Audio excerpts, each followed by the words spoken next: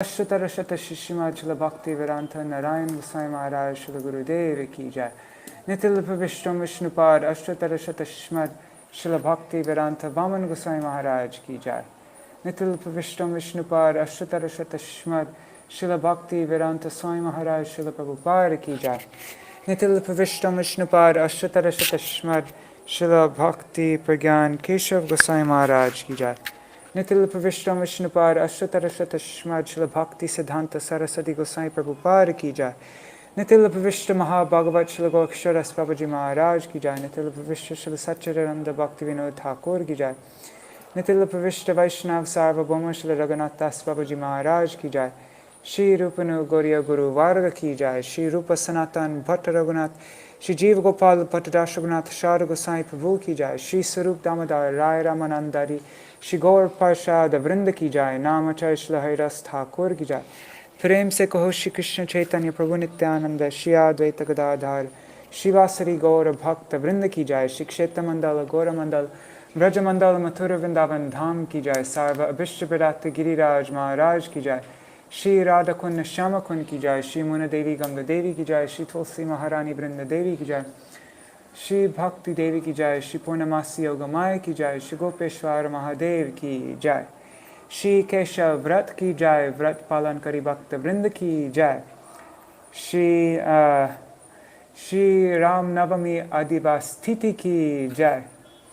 श्री हरिनाम संकीर्तन की जय। अनंत कोटि वैष्णव वृंद की जय। समागत गौर भक्त वृंद की जय। श्री निताई गौर प्रेमानंदे हरि हरि गो। दंडवत प्रणाम।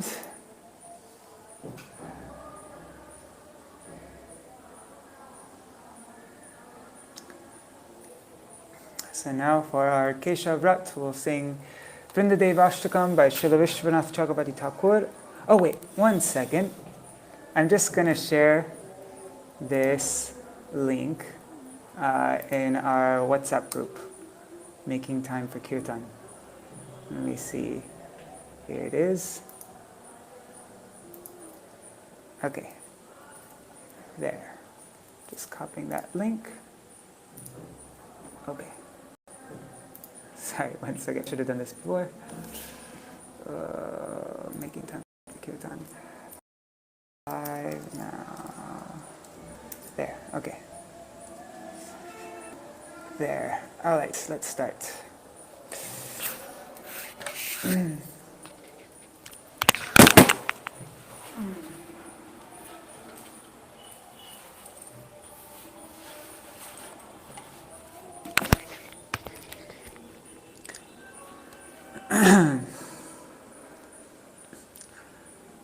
Gangeya champeya tarirvinende rochi pravaha snapitatma vrinde panduka bandhu dyuti devavaso vrinde namaste charanarvindam pimpadarode tvaramandahasya nasagramukta dyuti dipitase Vichittaratna Varanashiyade Vrinde Namaste Charanaravinda Samasta Vaikunta Shiro Manoshi Krishna Savrenda Vanadanyadani Tatatikare Vrishabhanuputra Vrinde Namaste Charanaravinda Tadagaya palava pushpa bringa Mrigati birmal tava keli kunja Matvadi birbhanti vibhushamana Vrinde namaste charanaravedam Tvadiya dutena ne kunjayono Atyutkayo keli vilasa sevi Tatso bhagam kena niruchatam tad vrinde namaste charanarvindam rasa vilasho vasatishta vrinda vane tarishangri saroja seva labhya cha pungsam kripaya tavaiva Vrinde namaste charanarvindam kankirta se satvata tantra vivye Lila vidana kila Krishna shaktis Tavaiva murtis tulasi nriloke Vrinde namaste charanarvindam bhaktya vihinaya parada lakshay Keśavā-vrata maditarangamade kripa maitam sharanam prapana Vrinde namaste charanarvindam Vṛndā-devyāṣṭakam Shrunuyat paterva Vrindavanadisha padabja bringa Saprapya Vrindavananityavasam tat prema sevam labhate kritartha Vrinde namaste charanarvindam Vrinde namaste charanarvindam Jaya Vṛndā-devi Jaya Vṛndā-devi Vṛndā-devi Jaya Vṛndā-devi Jaya Tulsi Mahārāni Jaya Vṛndā-devi Tulsi Mahārāni Jaya Vṛndā-devi. Śrī Keśavā-vrata by Śrīla Rupa Gosvāmī. Let me just check everything is okay, the sound and everything. I like to know comments, so I guess it's too late.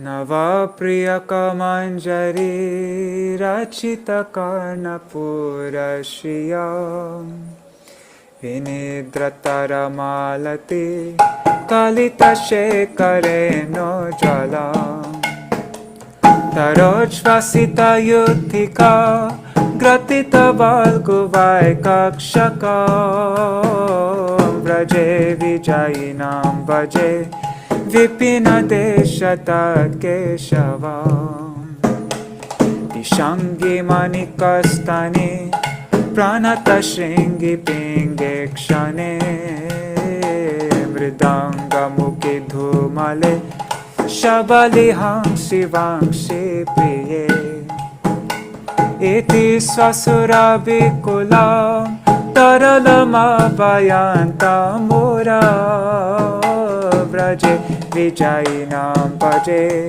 Vipina deshatat Keśavā Gana pranayame duran Madhura narma goshti kala Vilasa nilayan milar Vivida vesha vidotina Satin akhila saraya Patishuhasayantam gira Vraje vijayinam bhaje Avipina deshatat Keśavā Shamambo kanika vali Daravilira gandantara Samura giri datuvil Likita charupantram puram Udadanchali mandali Duti vidam vivakralakam Vraje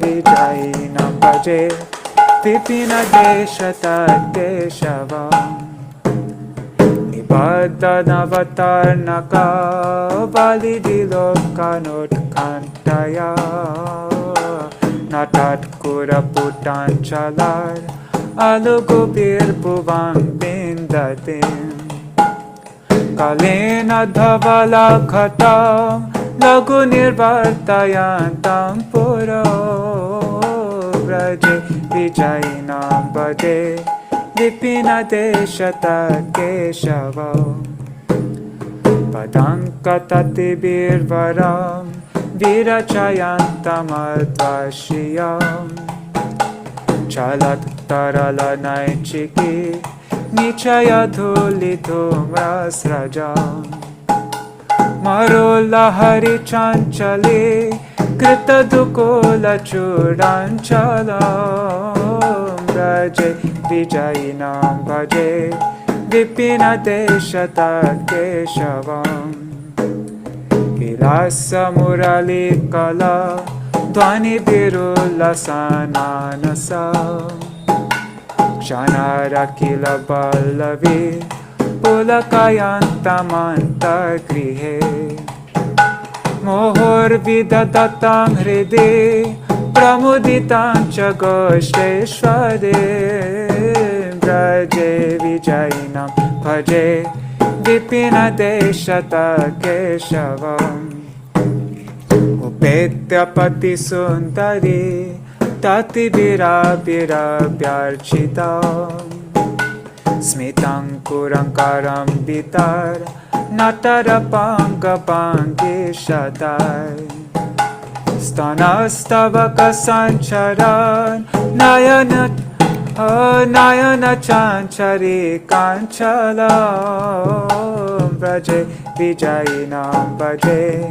Vipina Deshata Keśavam Idam Nikila Ballavi Kula Mahotsavo Lasanam Kramena Kilaya Puman Patati Śrūṣṭupadāṣṭakam Tam Ujjvala Dhiyam Sada Nija Padara Vṛndā-devyāṣṭakam Ratin Tadada Chanchalam Sukayatar Vishakasaka Praje Vijayinam Bhaje Vipina Deshata Keśavam Braje Vijayinam Bhaje Vipina Deshata Keśavam Braje Vijayinam Bhaje Vipina Deshata Keśavam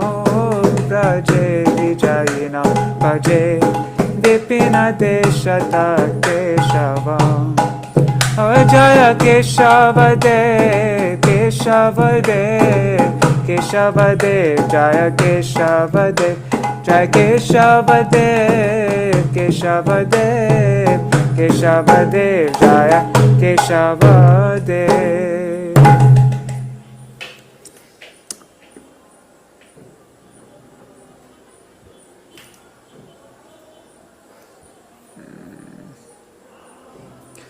Alright, so let me just turn off, I think it's okay. No, I'm going to turn off the background echo. There. Alright, let me just take off this. So today we are first going to read an article given by my Śrīla Gurudev, Śrī Bhaktivedānta Nārāyaṇa Gosvāmī Mahārāja in Mathura, on April 12th, 2000, evening class. This is translated from Hindi. One second, I'm just taking off the mridanga.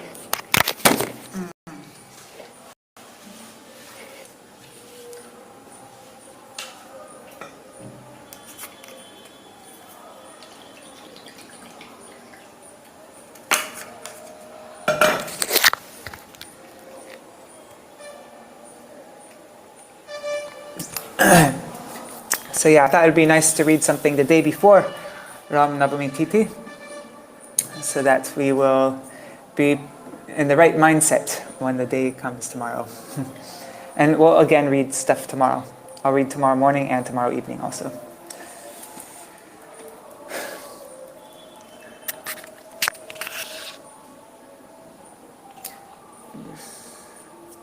Okay, everything seems to be good. Ram Katha is endless. Sankarshan, Lord Anantadev himself, continuously sings the glories of Śrī Ram. But even with unlimited mouths, he is unable to touch the end in any way. We can just relish and pray that these infinite pastimes may appear in our heart. Tulasidas has written Ramcharitamanas, which is based on Śrī Valmiki's Ramayana. All the pastimes written by Tulsidas came from the Ramayana and other Puranas, but the principles of bhakti that he gave there have been taken from Śrīmad Bhagavatam. He presented important selected verses, especially from the 11th canto, and translated them into Hindi poetry.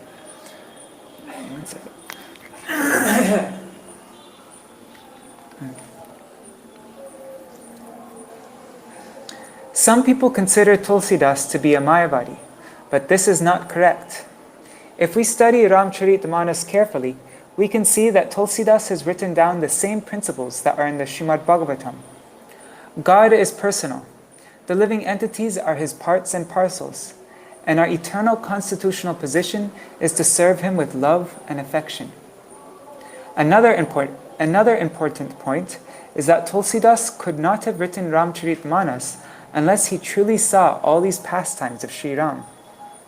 Just as Valmiki received the mercy of Narad Muni, similarly, when Tulsidas sat down in trance, all the pastimes came into his heart. He has certainly received the mercy of Vyasadeva. Only by Śrī Vyasadev's mercy could he have written all these pastimes. The main topic of this class is Anyabhilashita-shunyam, freedom from desires other than the desire to please Krishna. That's really cool because we're starting a shloka class tomorrow, and we wanted to start it on an auspicious day, so we picked Rāma-navami. And the shloka that we're learning, our first shloka that we're starting off with is Anyabhilashita-shunyam. So that's pretty cool. So Bharat and Shatrughna had gone to their maternal uncle's place, and upon returning to Ayodhya, they noticed that it was all silent, that all was silent. Usually the city was cheerful, and so many activities were joyfully taking place. But now, it was like a lady whose husband is dead, and who wears no decorations or ornaments. Seeing these and other inauspicious omens, Bharat and Shatrughna became fearful. When they entered the royal palace and went to Kaikeyi's chamber, they were stunned to hear how Ram had gone to the forest for 14 years, and because of that, their father had died of a broken heart. When Bharat heard this news and the reason for it, he became completely inimical towards his mother. From his heart, he disconnected his relationship with her, and because of his pain and shock, he spoke harshly and abandoned her. Bharat later assembled the citizens of Ayodhya, including Kaushalya and Vasishta Rishi, and went to the forest to try to bring Lord Ram back. Because he was now the eldest member of the family, he was responsible for making the decision as to what to do. Mahārāja Janak would be holding a sabha, an assembly meeting, on the next day. To prepare for this, Bharat first went to Mother Kaushalya and requested her, "O Mother, Ram loves you and always obeys your orders. You miss him so much, and we all want him back. Please ask him to return and happily rule here in Ayodhya." When Kaushalya heard these words, she said gravely, "Yes, you are right. I also want this, but I cannot do what you ask. Your suggestion is not against Dharma, but now you should look at Ram's position. According to religious principles, he is also trying to execute the order of your father. From your respective positions, you are both trying to act righteously. I'm sorry, but I know he will never change his decision, so I cannot do anything." Disappointed, Bharat now went to his Gurudev, Vasishta Muni, and made the same request. He said, "If you order Ram, he will come back, and you'll be the cause of everyone's happiness." Vasishta Muni's answer was similar to that of Kaushalya, but he presented an alternative. He said, "Instead of Ram, if you yourself agree to go to the forest, perhaps I can make him return to Ayodhya. Someone must go, so you can do it." Bharat very enthusiastically agreed, but when Vasishta presented the proposal to Ram, he could not change his decision. Again, Bharat was disappointed. Bharat thought his only remaining shelter was Sunayana Devi, the wife of Mahārāja Janak. He visited her on the evening before the sabha, and very politely pleaded at her feet, "Mother, are you not worrying about your daughter? She is so gentle and tender, and she is going to the forest for 14 years where she must perform severe austerities. I know your heart is so soft and you cannot bear this pain. You must do something to help them." Sunayana replied, What you're saying is what I also want. But my husband is very strict, and he will never change his mind nor hear my words. He will consider both sides as per the principles of religion, and then he will give his decision. He is a liberated soul, and nobody can influence him. Because Janak Mahārāja was a Jnani Bhakta, a devotee with some Aishwarya, he knew well that there would never be a problem for Ram, anywhere he would be. Bharat was again disappointed, but there was nothing he could do. The next morning, Guru Vasishtha convenes the assembly. On one side, Lord Ram was sitting with Sita Devi.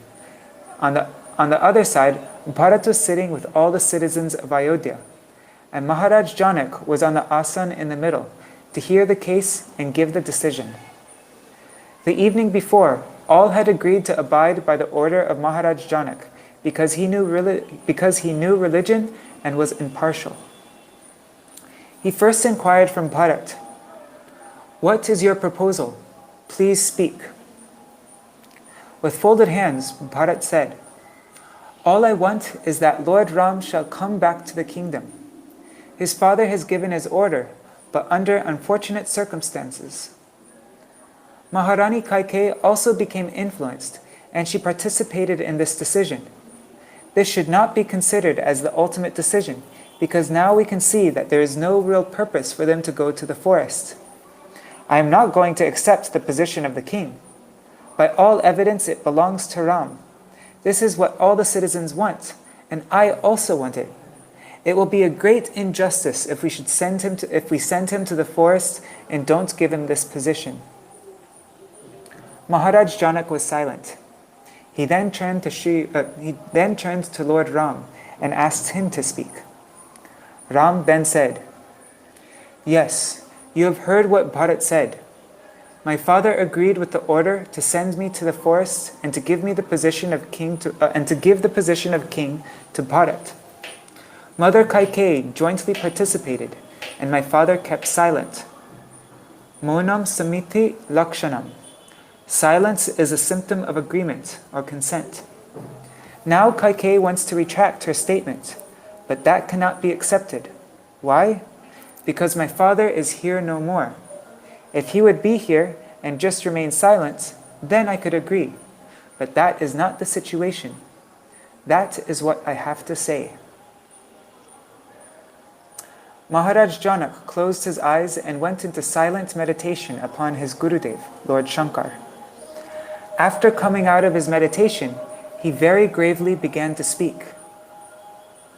"Yes, what Bharat has said is true, and it is according to religious principles. He is speaking with a pure feeling of love. His prem for Ram is very deep, like an ocean. And Ram's maryada, his adherence to dharma and strictness in following the principles of religion, is like a mountain.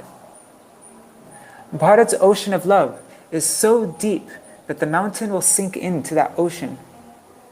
Bharat has won, and whatever is his decision shall be done." When everyone heard that Ram would now come back, they all began jumping in ecstasy, and Bharat was also so happy. However, Mahārāja Janak had something else to say. All could see that he was still very grave, and they waited to see what would come from his mouth. He then said, "Though the ocean of Bharat's love is so deep that Ram's mountain of Maryada has sunk into it, at the same time, this mountain is so strong that it will not deviate even an inch, even if it is drowned in water. It will stay in its position. Ram may be overcome by the love of Bharat, but he will not move." Then he looked to everyone and said, "Now Bharat should consider this point. It is true that his love has won. I can't say that word. Anyway, it is true that his love has won, and there is no comparison to his love. But he should know the principle of love. The current of love does not consider any obstacles on the way. It crosses all the general rules and regulations, and there is no principle of religion which controls it. It has its own law and tradition." The heart and theme of love is that one who loves will always be very careful about the desires of his lover. He will not impose his desires upon his lover, but will instead minutely observe what his worshipful deity wants. That is what must be seen and understood. So my question to Bharat is this: did you try to understand what Ram wants? Or did you become overwhelmed with your own desires? Did you think, if I'm unsuccessful in bringing Ram back, then all the citizens will criticize me? Perhaps for my own reputation I may be doing this. To be only thinking of what is pleasing to Ram is the principle of real love. To be only thinking of what is pleasing to Ram is the principle of real love. When everyone heard this, especially Bharat, it was as if the earth had slipped from under their feet. For some moments, Bharat's breathing stopped, and it was as though he was deaf and dumb. Mahārāja Janak continued, "Now you must decide what to do. Your case is strong, and you have won. You must tell Ram what you want him to do." Bharat had now gotten the biggest shock of his life. His whole nervous system had broken due to this lesson about love, and his heart and thinking were completely changed. When he approached Ram, who understood the mood and gravity of his feelings, Ram said, "Yes, you have won.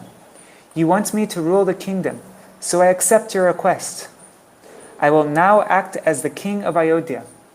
Since I am the king, you must now follow my directions. What should you do? You should let me go to the forest and fulfill the orders of our father. On my behalf, while I'm in the forest, you should become my representative and do the needful duties for the kingdom."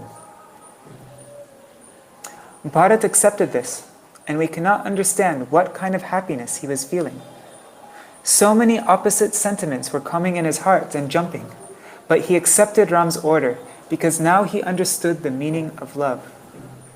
Even if one has to drink poison to please his lover, he should do this. This is the evidence of pure love.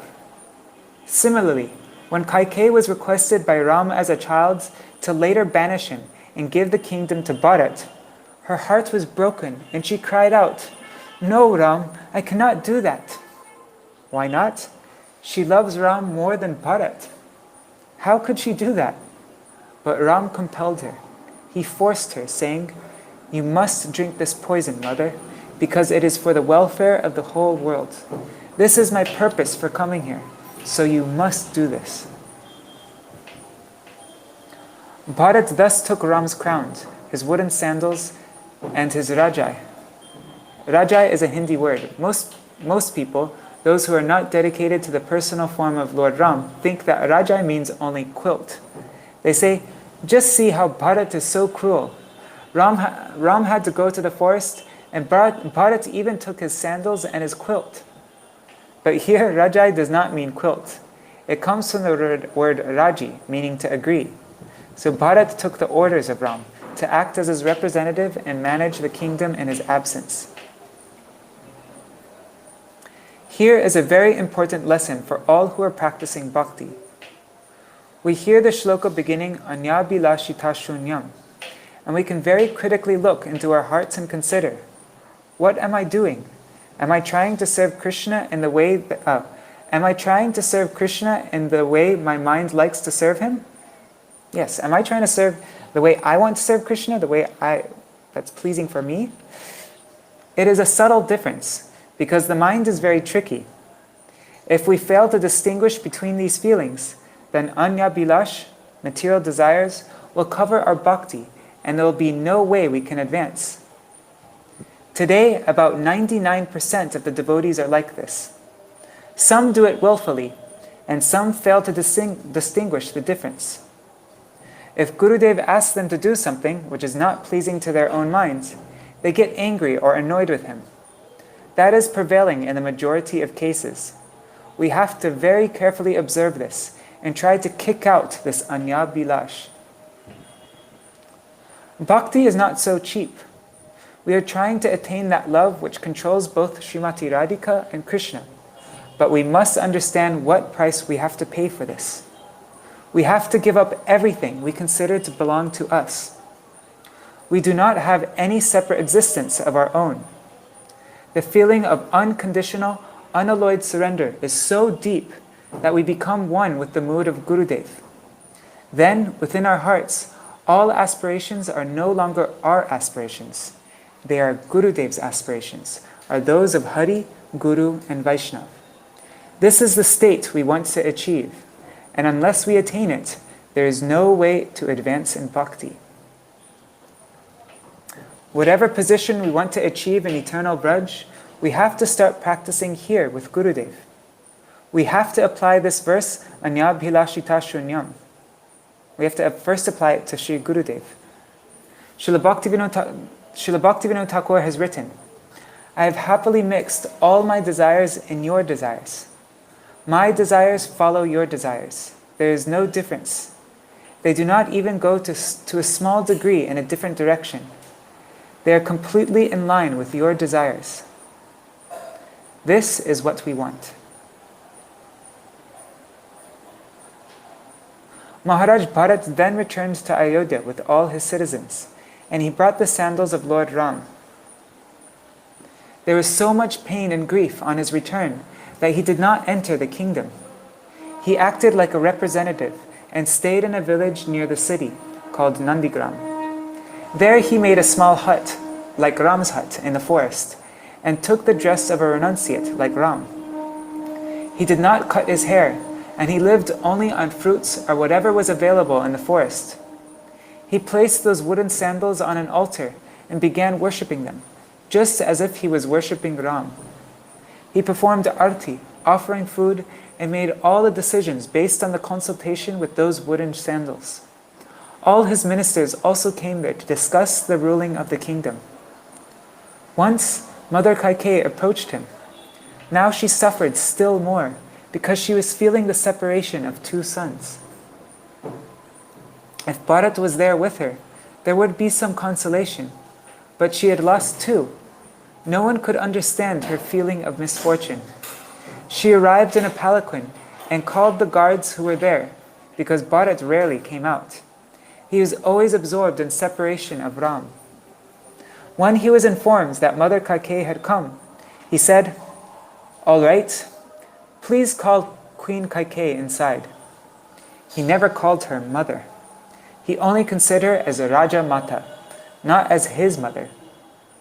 When she came before him, she began crying in great pain and sorrow. "Please forgive me.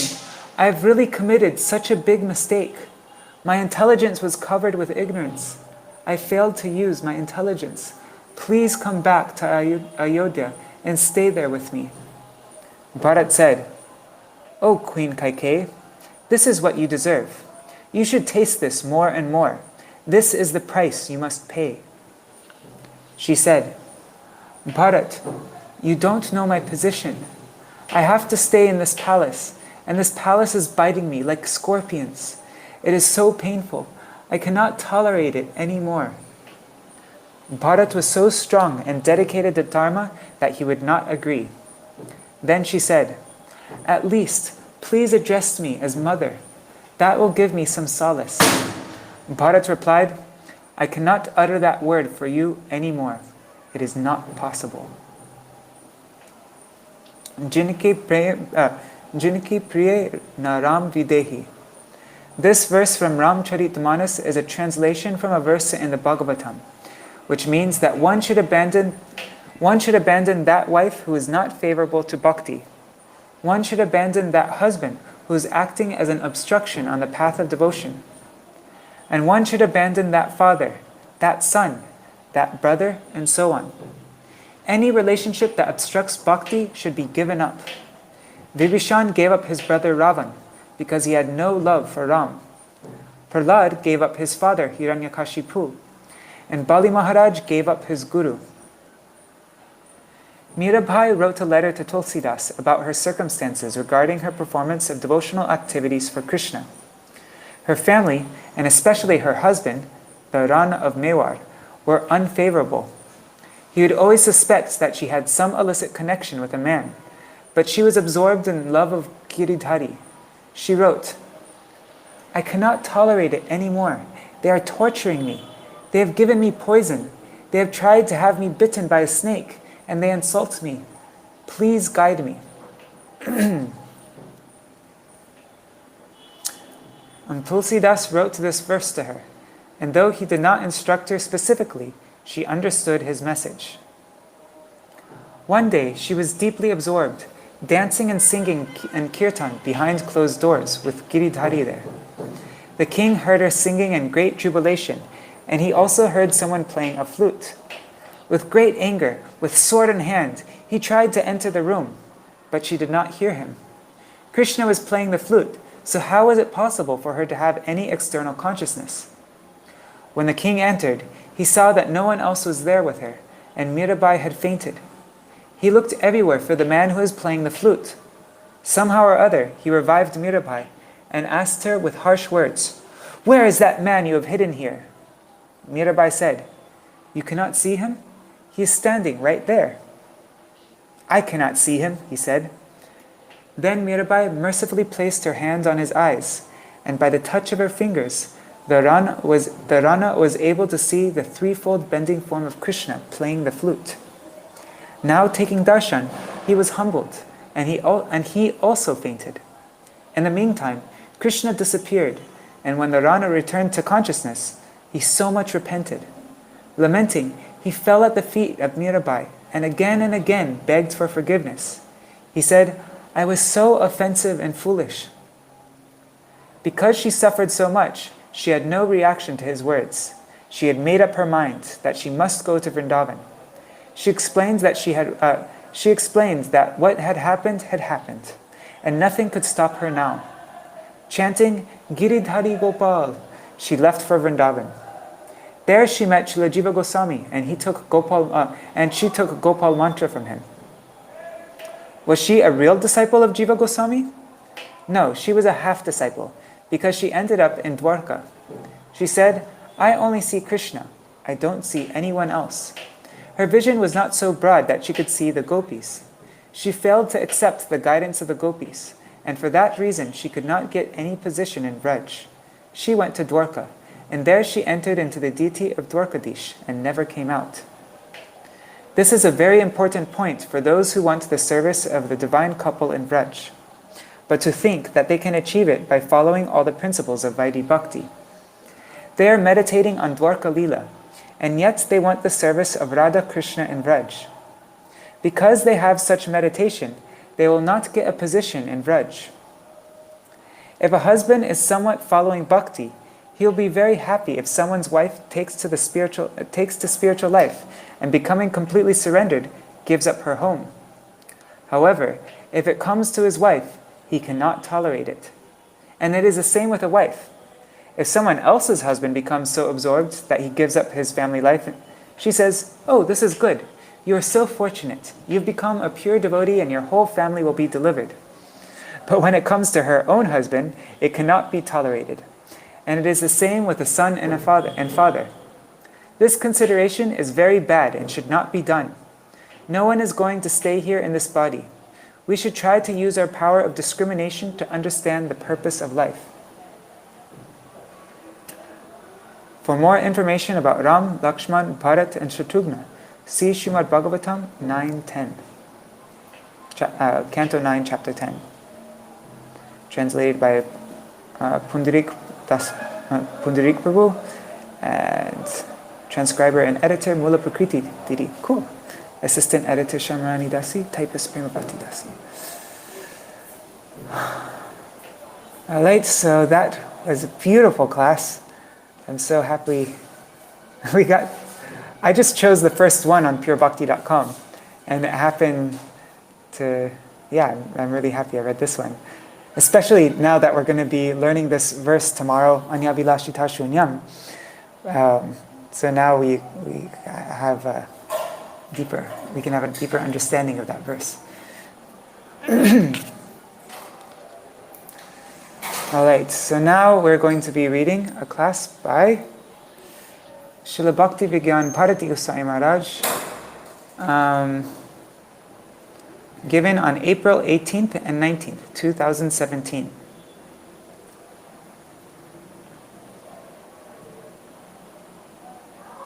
Maryada Purushottam, Lord Ramachandra.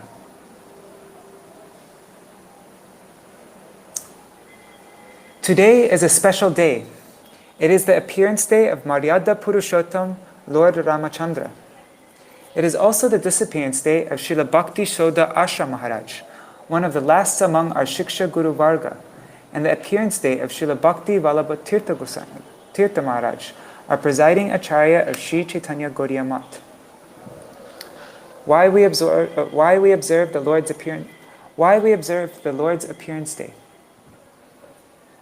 The question may arise, why is it necessary to observe these special days? The reason is, let me check if everything is working. Okay, it looks like it. Great. Okay, so why do we observe these special days? The reason is, by observing tithis such as the appearance day of the Supreme Lord, one attains bhakti. And it is through bhakti alone that the Lord can be attained. The Lord Himself confirms this to His intimate devotee Uddhav in the Srimad Bhagavatam. Na sadhayati mam yogo, na sankyam dharma uddhava, na swadhyas tapastyago, yata bhaktir mamorjita. Srimad Bhagavatam 11:14-20. My dear Uddhav, the unalloyed devotional service rendered to me by my devotees brings me under their control. I cannot be thus controlled by those engaged in mystic yoga, Sankhya philosophy, pious work, Vedic duty, austerity, or renunciation. Thus he says, I can be achieved neither by the practice of yoga, nor by following one's dharma as per varna and ashram, nor by the study of scriptures, nor by performing penances, nor by accepting the renounced order of life. I can only be achieved by devotion, urjita bhakti. By observing the appearance day of the Lord, as well as by following tithis like Akadashi, one attains bhakti. Therefore it is said, Madhav tithi bhakti janani.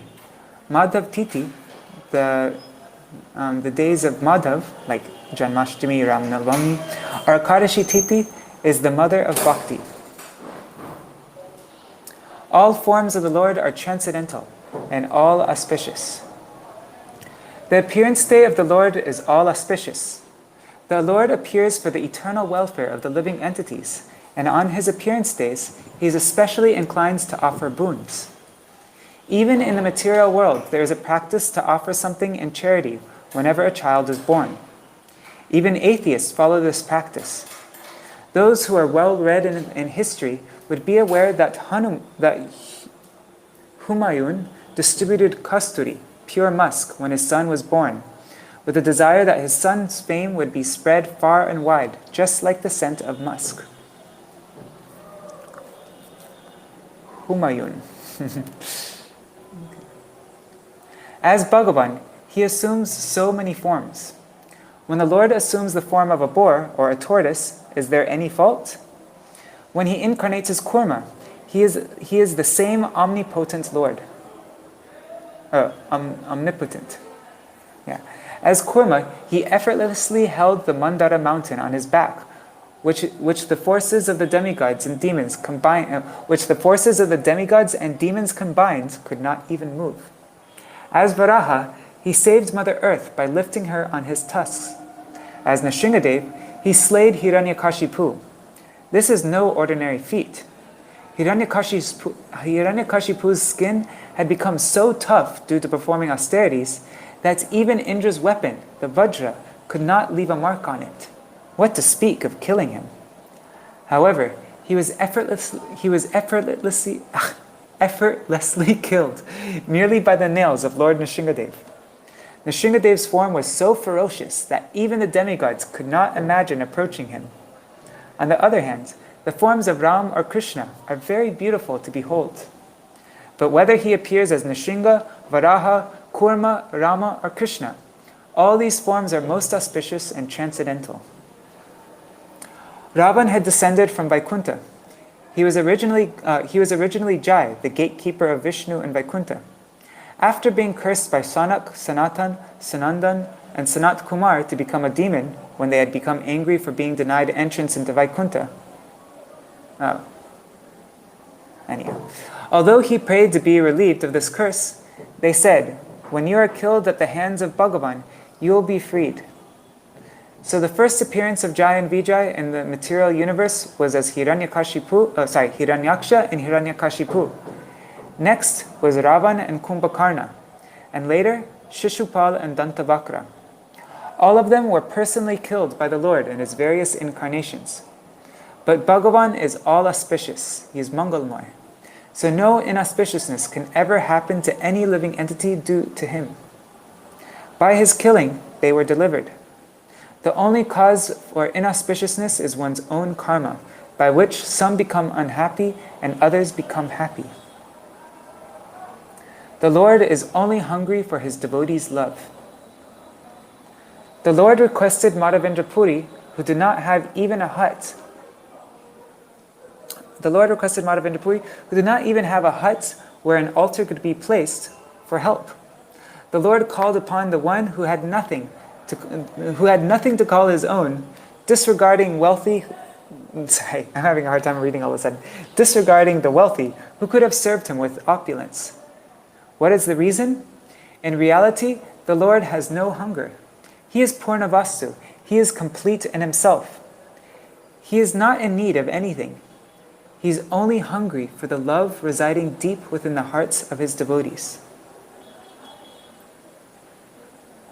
Nanopachara krita pujanamarta bandho premnaiva bhakta hridayam sukha vidrutang syat yavat kshurasti jhatare jarata pipasa tavat sukhaya bhavato nanubhakshya peye.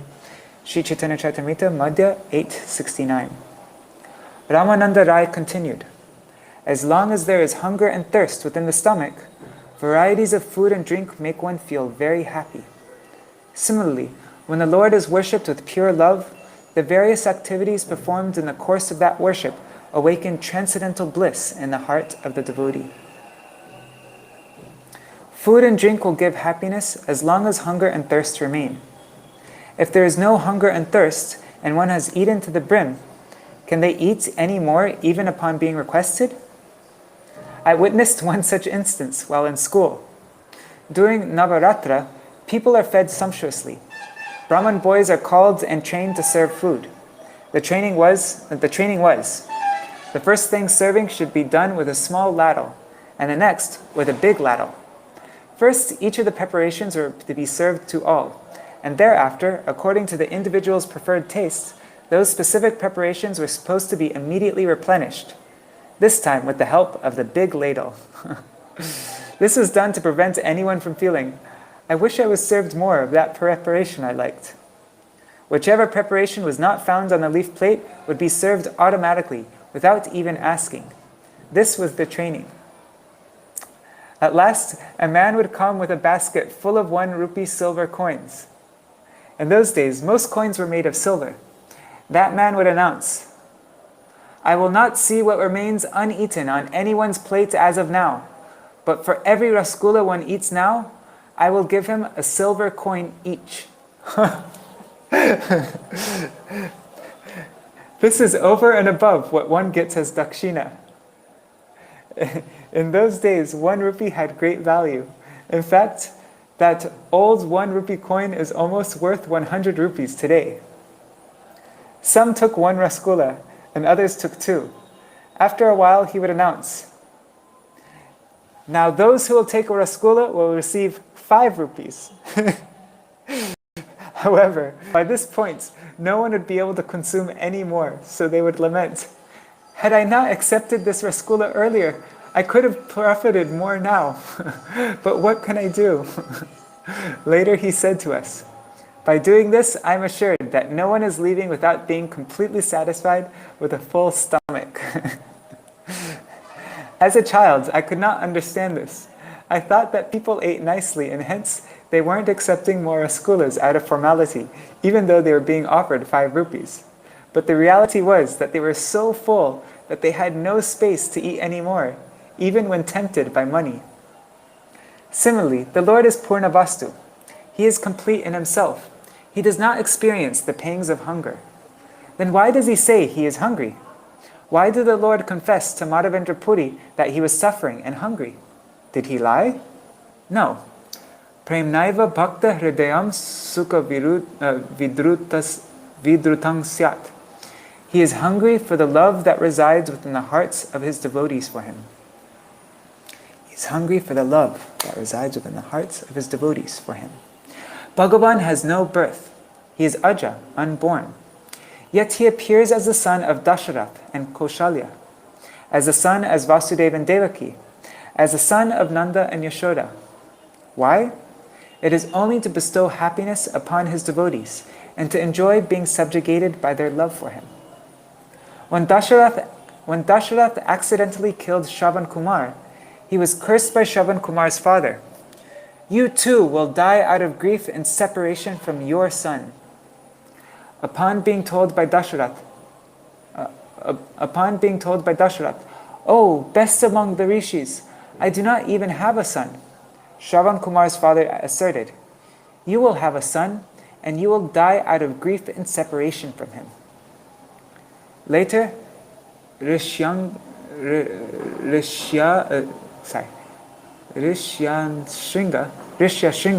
the son of Mriga Rishi, performed a fire sacrifice and gave Dasharath the prasadam, which he had distributed among his 3 queens. As a result of this, Bhagavan appeared in 4 forms: Ram, Lakshman, Bharat, and Shatrugna. Later, while in exile, Maryada Purushottam Ram broke his Maryada, his principle, when he visited the tribal woman Shabari. Shabari was a disciple of Matanga Muni. I've been to her place there, Matanga Muni's ashram. She had served him since her childhood, thinking that Matanga Muni was old and would need firewood to burn and keep himself warm during winters and to cook. She would collect firewood from the forest and leave it in heaps near his kutir for his use. Observing this, Matanga Muni thought, "This little girl is serving me so much. What shall I give her in return, as I do not have anything with me?" So he told her, "Take bath and come, and I will give you one mantra, chanting which will award you darshan of Śrī Ramachandra." Upon receiving the mantra, she began to chant it from her childhood to youth to old age, and with great faith that the words of her guru would come true. She would collect forest berries daily and taste them individually and retain the sweet ones in anticipation of Śrī Ramachandra's arrival, thinking all the time, "To make the words of my guru come true, one day Śrī Ramachandra will come to give me darshan, and I shall offer these berries to him in welcome." And when Ramachandra came, she offered those berries she had tasted. Did Ramachandra eat them or not? Did he even think before accepting that offering?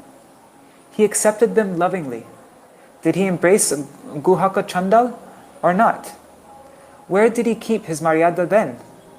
Because devotion has the power to subdue even the Lord.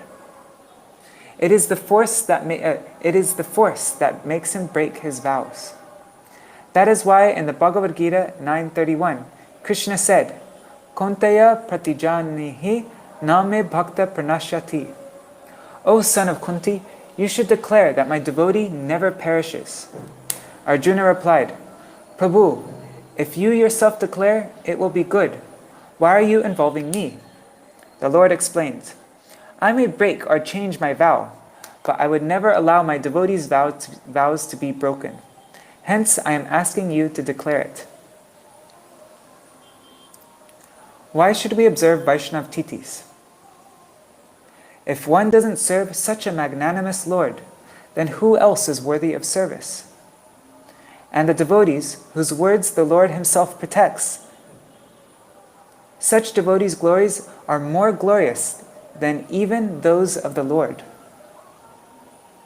This is the reason why we observe the appearance and disappearance days of Vaishnavas. Bhakti is attainable by the association of pure devotees of the Lord. Bhaktistu bhagavad bhakta sangena parijayate. In the Chaitanya Bhagavat, Thakur Vrindavan Das says, Jai Vaishnava Savile Achinta Krishna Pai. We can attain the unattainable and inconceivable Krishna by serving the Vaishnavas. Therefore, there is nothing superior than service to the Vaishnavas, as a result of which one attains Krishna. There was one devotee called Kalidas who had deep faith in the Vaishnavas. Vaishnavera uchishta kaite teho hoilo Buddha.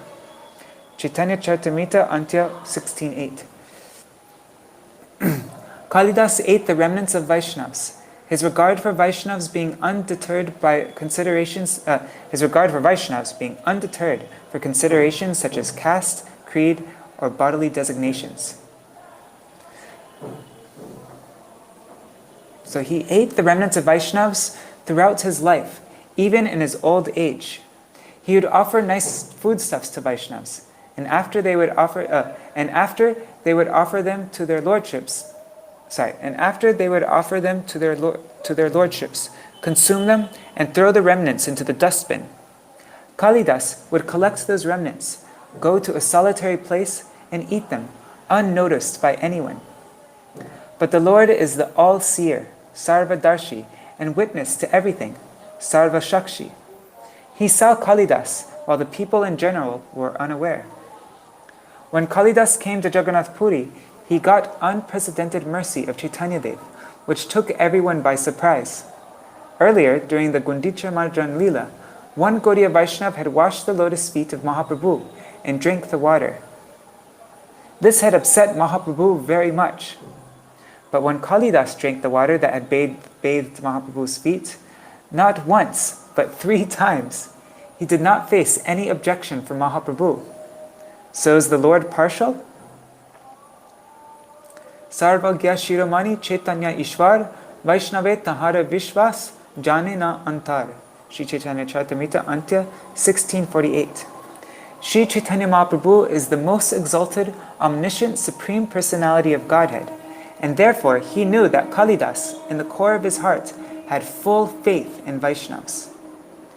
She guna loya Prabhu tare tushta hoila, anyar durlabha prasad tahare korila.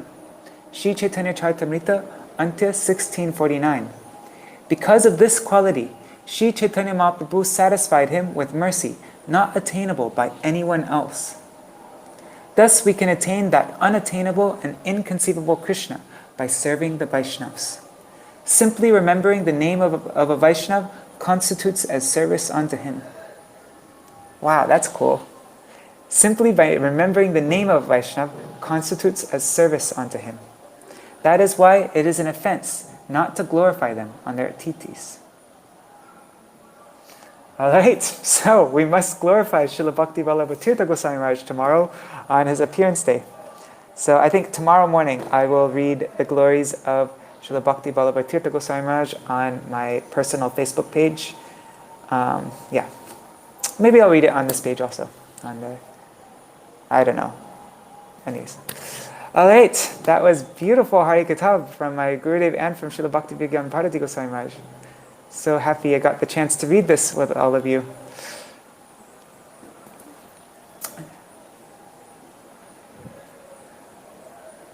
That story of Kalidas is just reminding me of, it was just such a simple thing. His main thing, his main focus and his main spiritual practice was just getting the remnants of Vaishnavas. And by hook or by crook, he would somehow get them. He would go into the dustbin and start eating all the... So because he had, he was just... That was his thing. And so just because of that one very simple but very powerful nishta in taking the remnants of the Vaishnavas, he was the only person who got the foot bath water of Mahaprabhu. And so that story just reminds me of this last Navadip Parikrama. Of course, this devotee isn't on the level of Kalidas, but it just reminded me of this. There's this devotee, I forgot his name, but he's from a small village on Bengal Prachar. I went to his house, to his place, near Jayanagar. And every year, during the winter time, there's a sweet called moa, and it's like I don't know how you explain it. It's there's like puffed rice, not puffed rice. What do you call it? Anyhow, it's like some kind of puffed rice thing, and it's mixed with sugar and some grated koa, which is like dried milk, whatever you call it. I don't know, not paneer, but anyhow, it's like the dried cream or something like that, koa. And so he mixes it together. It's a special sweet. And he has a sweet shop, and they just sell that one sweet in his sweet shop. So every year, he was telling me, every year he goes all the way to Jagannath Puri, and then he goes all the way to Navadvip, and then he goes all the way to Vṛndavan, just to feed the Vaishnavas the sweet that he makes. He makes that big trip. And even though he doesn't have that much money, he's poor, he's from a small village, but he buys the train tickets, and he makes that whole endeavor to go just to feed the Vaishnavas his little sweet that he makes in his sweet shop. It's like a big part of his year, you know. It's, and I actually didn't know that he went to Navadvip and Vṛndavan to do this. When I was living in Puri, I lived in Puri for about 6 years, and every year I remember he'd come in the wintertime just to feed us this sweet. And he'd bring tons of moa and give to all the devotees there. But yeah, he was telling me about this last Navadvip Parikrama. He was telling me how he started getting tears in his eyes, actually. And he was just talking about how much joy it gives him to be able to feed the Vaishnavas, to do this little service of feeding the Vaishnavas his sweet that he makes. And yeah, it was so beautiful. Like the tears were coming in his eyes. It was so beautiful that he had so much nishtha and so much dedication just for doing this very small, simple service, but he did it with so much love. And that kind of love, of service of the Vaishnavas, is more powerful than even doing huge, big services like, I'm going to open up a temple in this place, and I'm going to publish this big, massive book, and I'm going to distribute thousands of books all over. But just having so much nishtha, such simple faith and nishtha, and love, doing the service with that, like that, can be more elevated, more bigger than even huge services, so-called huge services, you know. And he also said that Hare Krishna Prabhu found out that he travels all these places to give these sweets. And Hare Krishna Prabhu in Delhi said, you're going to all these other places, but you're not coming to us? And so then he had to make another trip all the way to Delhi. So now that's another place he has to go every year just to give this sweet. And he does it, he could just like send it by mail, these sweet boxes, but no, he goes personally.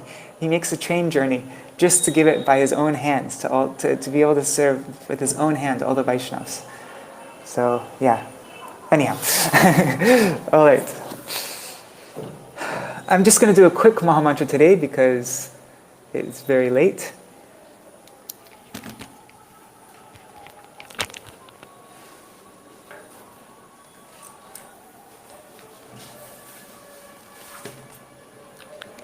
Yeah, and I should probably write on the Gaudiya Kirtan mailing list.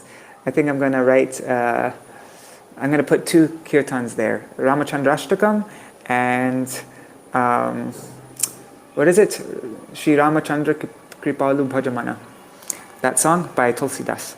And also, I should probably write an article tonight. So tonight's going to be a late night for me. But if you're not on the Gaudiya Kirtan mailing list, you can, if you want to be on it, you can send me your email. Just send me a private message, and I will. Or you just actually no, better just go to gaudiyakirtan.com and scroll to the bottom of the page, and you can enter your email there yourself. That will go into the mailing list. All right. Hare Krishna, Krishna Krishna, Hare. Hare Rāma, Rāma, Rāma, Hare Hare, Hare Krishna, Krishna Krishna, Hare Hare, Hare Rāma.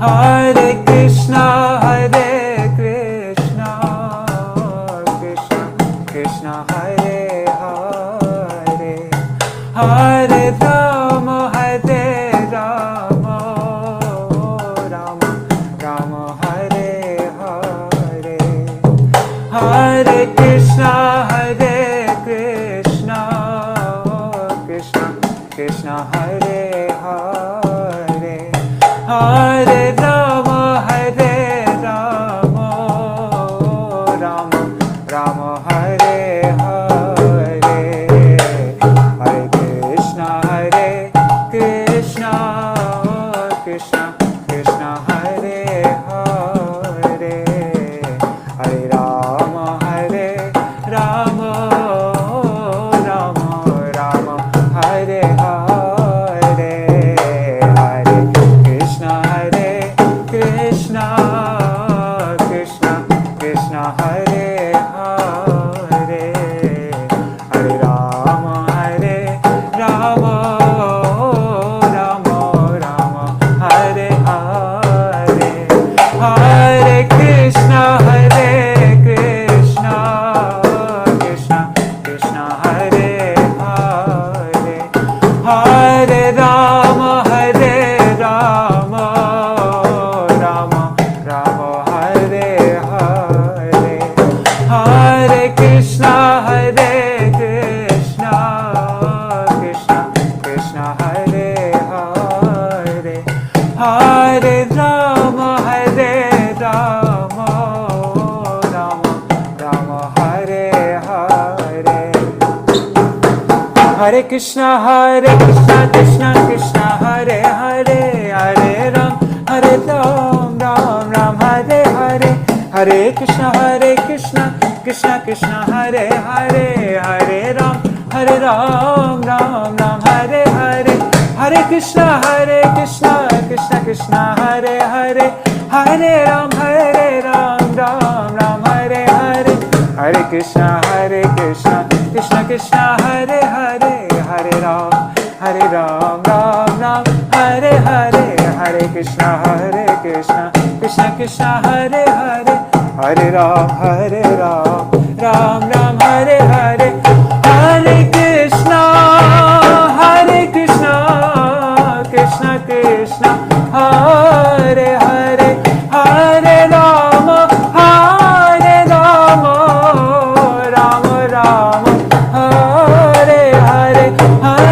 Rama Rama, Hare Hare, Hare Krishna, Krishna Krishna, Hare Hare, Hare Rama, Rama Rama, Hare Hare, Hare Krishna, Krishna Krishna, Hare Hare, Hare Ram, Ram Ram, Hare Hare, Hare Krishna, Krishna Krishna, Hare Hare, Hare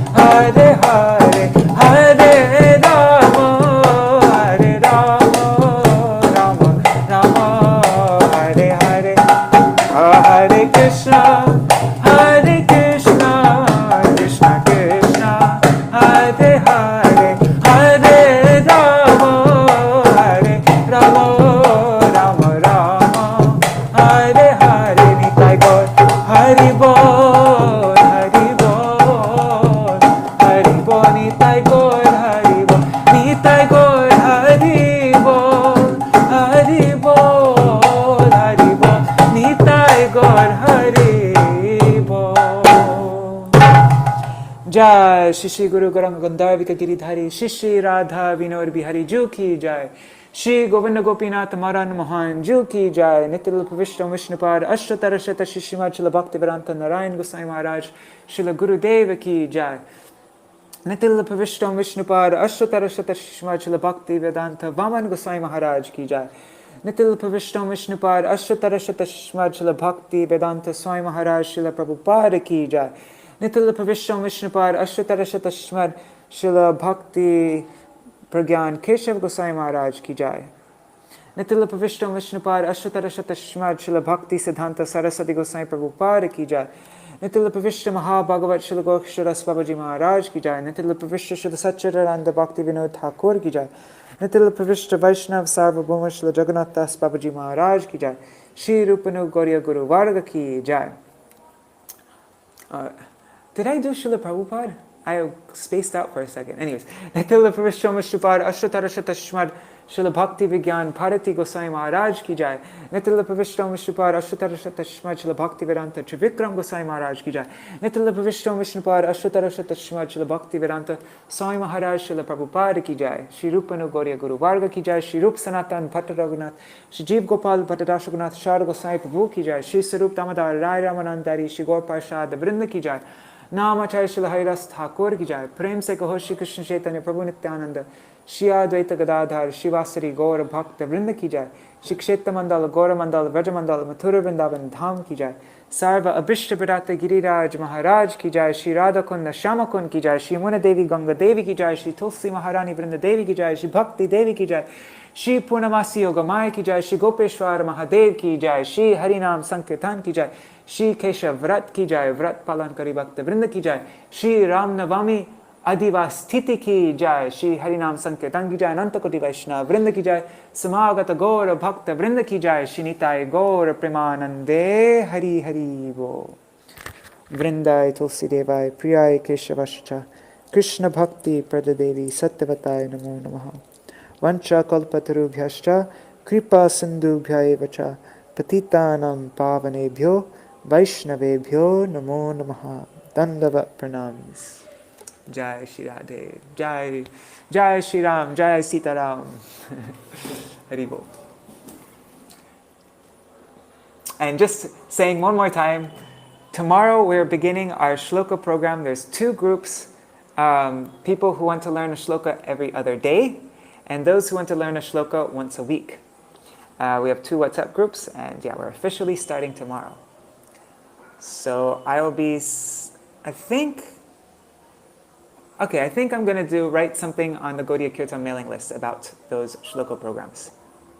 Yeah.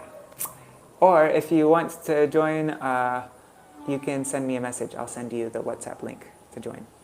All right. Jai Śrī Radhe, Jai Śrī Ram.